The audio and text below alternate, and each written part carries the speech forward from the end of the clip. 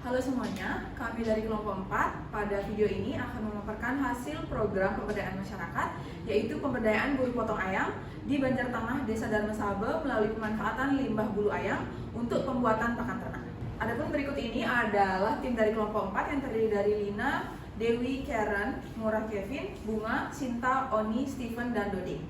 Nah, berikut ini adalah beberapa poin pembahasan yang akan kami jabarkan lebih lanjut. Yang pertama adalah latar belakang, tujuan, dan manfaat. Yang kedua adalah gambaran umum masyarakat sasaran. Yang ketiga adalah kurikulum pemberdayaan. Dan yang terakhir adalah biaya dan jadwal kegiatan. Baik, kita langsung masuk saja ke pembahasan yang pertama mengenai program pemberdayaannya, yaitu mengenai latar belakang yang akan dijelaskan oleh rekan saya. Baik, yang pertama terkait dengan latar belakang dari program pemberdayaan ini, yaitu sedikit penjelasan terkait dengan lokasi pemberdayaan kami. Di mana Banjartengah Desa Darmasabe didominasi oleh usaha pemotongan ayam petelur dan juga pedaging, yang dimana dalam usaha ini terdapat sekitar 15 usaha pemotongan ayam yang melibatkan masyarakat sebagai buruh potong ayamnya. Nah, apa sih permasalahan yang terjadi dalam usaha ini? Yang pertama terkait dengan permasalahan limbah, yang dimana dari usaha pemotongan ayam ini menghasilkan limbah bulu ayam sekitar 15-25 kuintal per harinya yang belum dimanfaatkan, dimana hanya dibangun TPA dan juga hanya dibakar itu saja. Kemudian permasalahan yang kedua yaitu buruh hanya mengandalkan penghasilan dari usaha pemotongan ayam. Jadi buruh di sini tidak memiliki penghasilan di luar dari usaha dia untuk menjadi karyawan di pemotongan ayam tersebut. Kemudian apa sih penyebab dari permasalahan ini? Yaitu yang pertama terkait dengan kurangnya pengetahuan dan juga keterampilan dalam mengolah limbah. Jadi kenapa bisa permasalahan seperti itu? Karena dari buruh potongan ayam itu tidak memiliki pengetahuan atau keterampilan untuk mengolah limbah itu sendiri, jadi hanya dibuang gitu saja. Kemudian dari potensi adanya potensi untuk dari limbah itu, yaitu yang pertama bulu ayam kaya akan protein yang dimana bernilai 74 sampai dengan 90% dari bulu ayam itu. Kemudian potensi ini bisa kita jadikan sebagai pakan ternak, yang dimana hal ini bisa menjadi solusi mengurangi limbah dan juga menambah penghasilan buruh ayam itu sendiri. Kemudian dari permasalahan penyebab potensi, kita bisa memberikan solusi untuk mengatasi permasalahan tersebut, yang dimana solusi dari kami yaitu pemberdayaan masyarakat mengolah limbah bulu ayam menjadi pakan ternak agar dapat mengurangi pencemaran dan juga menambah penghasilan buruh potong ayam itu sendiri. Kemudian ada pun tujuan dan manfaat dari adanya program ini, yaitu yang pertama terkait dengan tujuannya. Yang pertama, mengolah pola pikir masyarakat agar lebih peduli terhadap manfaat limbah sebagai sumber yang bernilai sekaligus mengurangi dampak pencemaran lingkungan. Kemudian yang kedua yaitu meningkatkan keterampilan teknis buruh potong ayam dalam mengolah limbah bulu ayam. Kemudian yang ketiga yaitu mendorong kewirausahaan dan juga kemandirian ekonomi berbasis pengolahan limbah organik.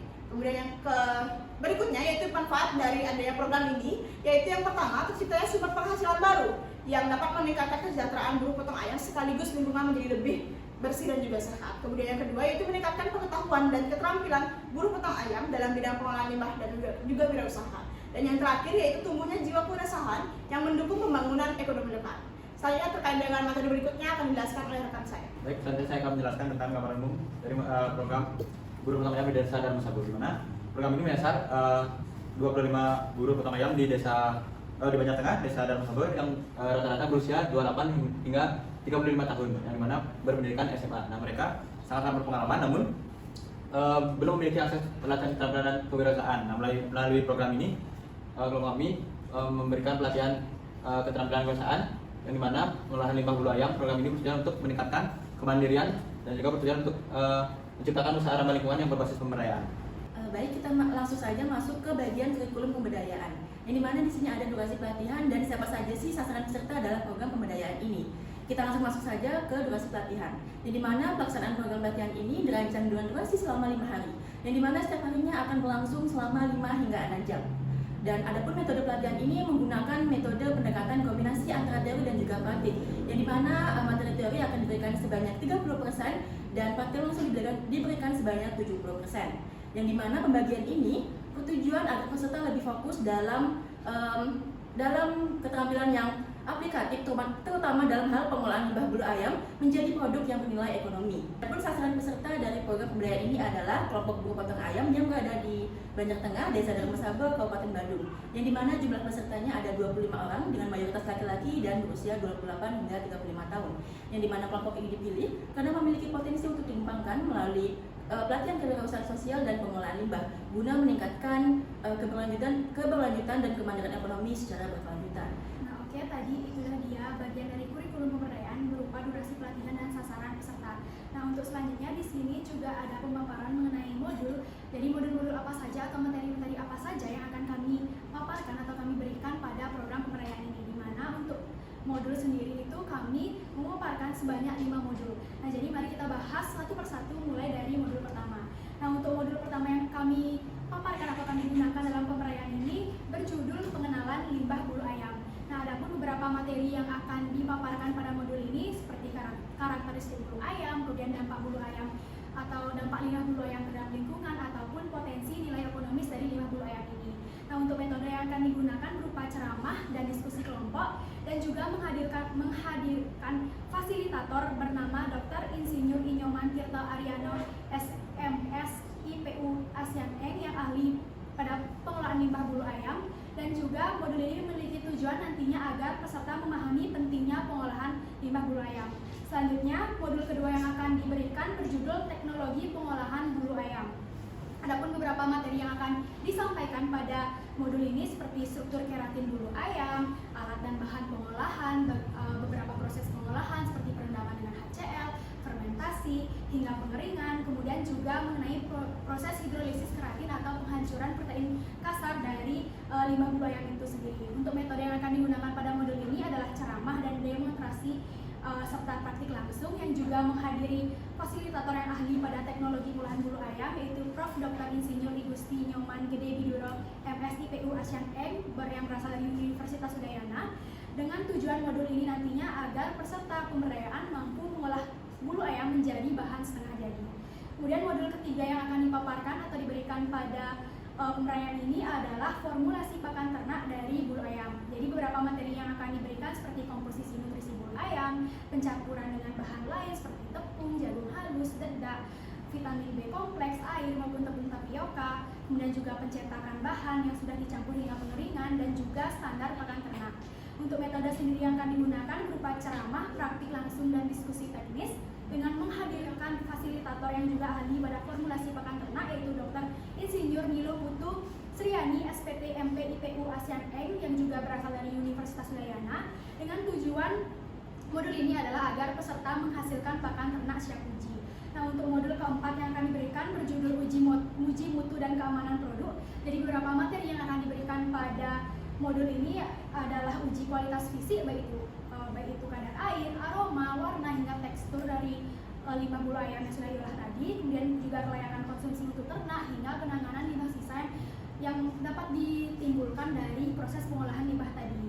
Nah, untuk metode yang akan digunakan pada modul ini berupa ceramah, praktik, studi kasus, dan diskusi dengan menghadirkan kembali fasilitator yang ahli di bidang uji mutu dan keamanan produk yaitu Prof. Dr. Insinyur Igusti Nyoman Gede Biduro MSIPU ASEAN Eng dengan tujuan agar peserta memahami standar mutu dan keamanan pakan.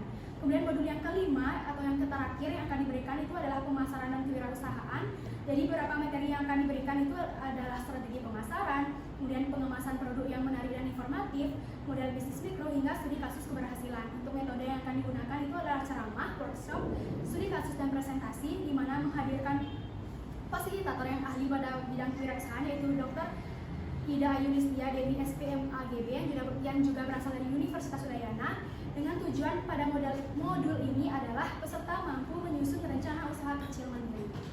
Baik, untuk evaluasi dan sertifikasi, yang dimana untuk mengukur keberhasilan suatu program pelatihan dan memastikan capaian kompetensi peserta, evaluasi akan dilakukan melalui beberapa tahapan, yaitu yang pertama, peserta akan mengikuti pretest untuk mengetahui tingkat pemahaman awal, dan akan mengikuti post-test juga untuk mengukur peningkatan pengetahuan dan pemahaman yang telah diperoleh.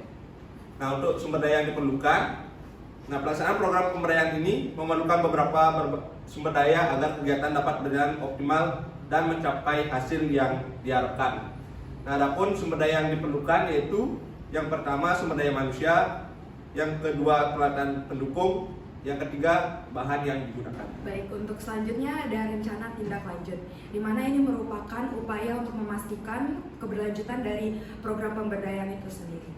Adapun langkah pertama yang perlu dilakukan adalah pembentukan kelompok usaha mikro, di mana ini akan menjadi wadah bagi para peserta untuk berdiskusi, lalu bertukar pikiran dan saling bekerja sama untuk menghidupkan kembali usaha mereka dalam pengelolaan limbah bulu ayam. Lalu langkah selanjutnya itu ada pendampingan intensif selama 3 bulan, di mana mencakup dari bimbingan teknis produksi, lalu manajemen usaha sederhana, lalu ada strategi pemasaran.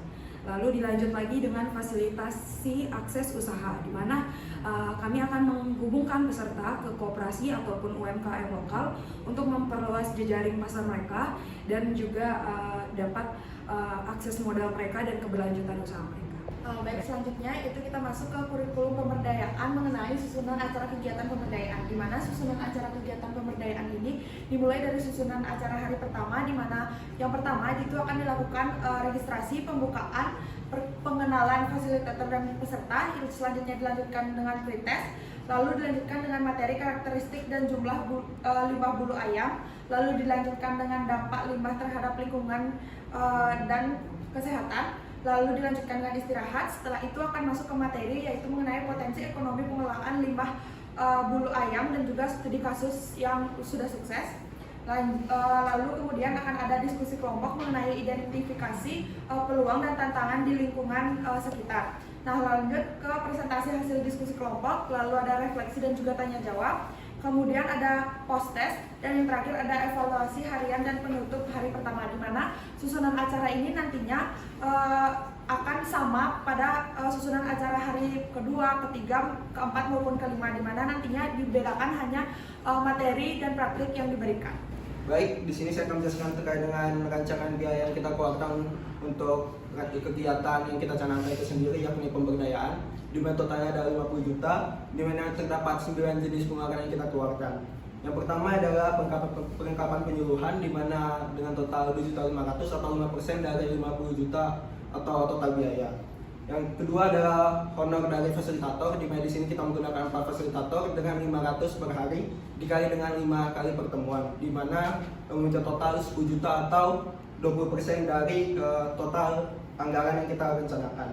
Yang ketiga adalah konsumsi peserta, di mana kita ada 25 peserta dikali 10 sesi dikali 30.000 untuk konsumnya, di mana mencapai total 7.500.000 atau 15% dari total biaya. Yang keempat adalah uang duduk peserta, di mana untuk uang duduk peserta di sini kita memberikan 100.000 dikali 5 hari dikali dengan 25 peserta atau target peserta tadi, di mana mencapai total 12.500.000 atau 25% dari total biaya. Yang kelima adalah pengadaan peralatan praktik. Di sini terdiri dari koper, drum, fermentasi, baskom, timbangan, dan peralatan lainnya untuk kegiatan praktik, di mana di sini totalnya adalah berkisar 6 juta atau 12% dari total biaya yang kita rencanakan.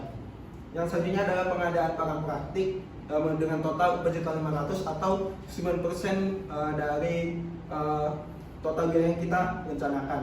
Yang ketujuh adalah transport dan logistik, di mana dengan total 2 juta atau 4% dari total biaya. Yang kedelapan adalah terkait dengan dokumentasi dan publikasi yang terdiri dari foto atau video kegiatan dan juga laporan digital, di mana dengan total 1 juta atau 2% dari total biaya. Yang kesembilan adalah terkait dengan cadangan dengan total 4 juta atau 8% dari total biaya. Selanjutnya adalah jadwal timeline kegiatan yang akan dibagi ke dalam 3 tahap. Yang pertama ada persiapan kegiatan, yang kedua ada pelaksanaan, dan yang ketiga adalah pelaporan. Nah, di bagian pertama yaitu bagian persiapan itu terdiri dari seperti mengurus administrasi, survei, persiapan materi, dan menyiapkan persiapan ke lapangan, yang dimana tahap persiapan ini akan dilakukan pada bulan kelima dan ditargetkan juga akan selesai pada bulan 5, dimana itu mempengaruhi jadwal pelaksanaan nanti. Selanjutnya adalah jadwal pelaksanaan itu yang akan diterapkan atau dilaksanakan pada bulan ke-6, yang dimana pelaksanaan itu terdiri dari pengenalan ke kelompok sasaran, mengadakan pertemuan dengan pihak terkait, dan melaksanakan penyuluhan pengolahan limbah bulu ayam. Jadi di tahap pelaksanaan ini merupakan inti dari program kami, yang dimana pelaksanaan ini itu merupakan transfer ilmu dan juga di sana ada pelatihan untuk sasaran. Dan kegiatan terakhir itu adalah pelaporan, yang dimana ini berisi membuat laporan pelaksanaan yang di dalamnya itu berisi hasil pemberdayaan, evaluasi, dan juga rekomendasi untuk program-program selanjutnya, dimana pelaporan ini akan kita laksanakan pada bulan ke-7 dan ditargetkan juga akan selesai pada bulan ke-7. Sekian mengenai gambaran tentang pemberdayaan dari kelompok 4. Kami tutup dengan terima kasih.